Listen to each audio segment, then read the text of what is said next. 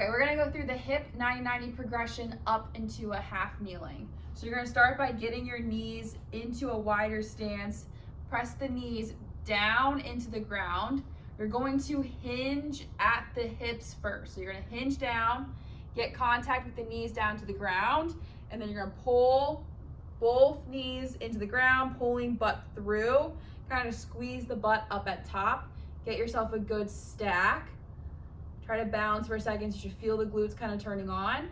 And then from there, you're going to shift more. I'm going to my left side. So shifting into my left, I'm pulling my back leg through into a half kneeling. So I can hang out here. I can press the back toe into the ground to kind of push myself forward. I'll feel more of a hip flexor stretch onto the left side.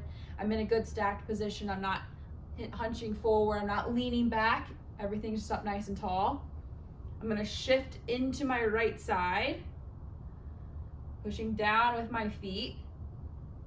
And then I'm gonna progress down to more of like a hamstring activation.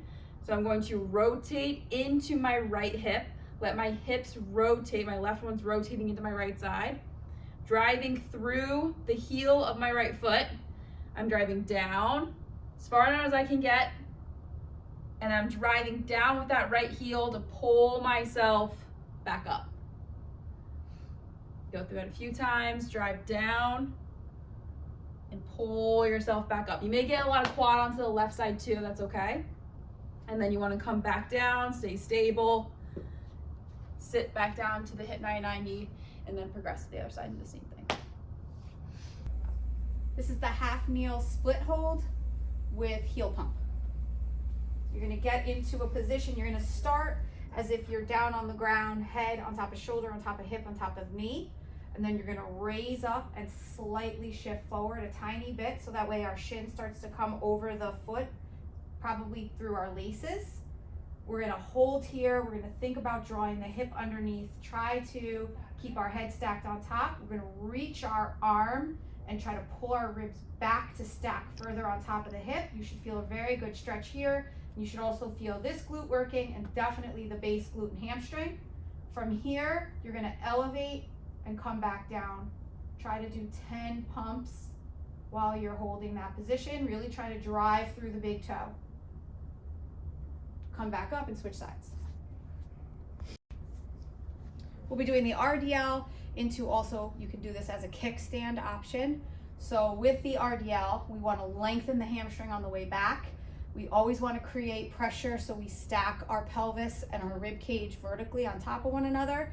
And we want to sit back through the hip, also thinking about sitting into the hip with the pelvis and then coming back up. So in a kickstand position, you're going to slightly unlock the knee. Your weight is going to be shifted over your arch of the down leg. If we're in a kickstand, we're going to sit back, try to keep very heavy through the inside part of the foot. We can even drop this knee toward the floor. So we feel a really nice stretch through here. We're gonna inhale in this position. You can reach with the opposite arm here or here. And then on the way up, the knee stays where it is, and you're gonna drive the hip up and almost finish where your zipper's facing slightly inside the leg. We'll sit back, come back up.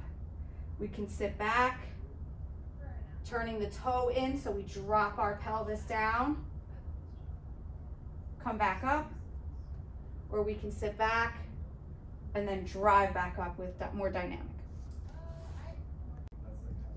This is a dynamic strider. We can do it in the form of a hip airplane. We can do this holding onto a wall.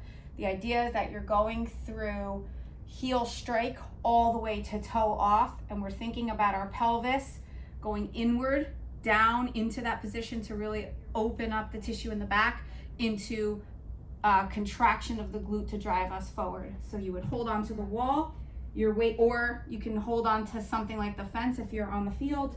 Your weight is over your arch. You can either keep this leg down as a kickstand, or you can keep it up. You're gonna sit back through this hip, keeping pressure on the inside part of the foot.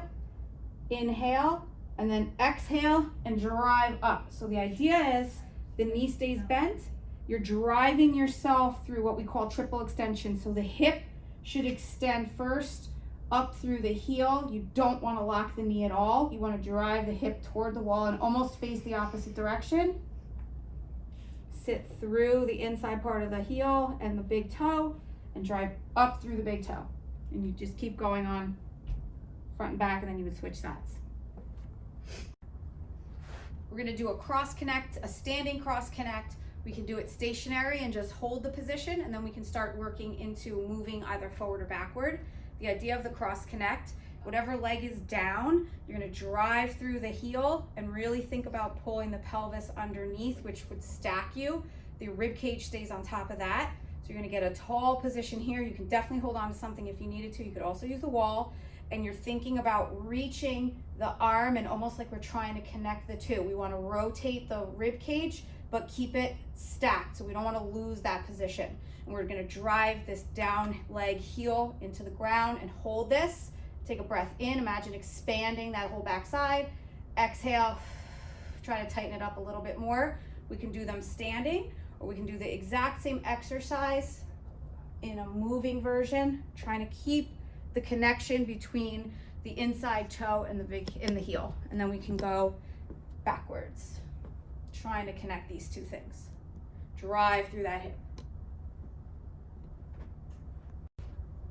Okay, these are the dynamic skipping series. The first one is called a skip with a pause and a hold, and you're doing the same side each time. So you're going to start here, skip, skip, really try to stay vertical with the hips staying stacked on top of the rib cage. And you go down at least 10 yards and then come backward.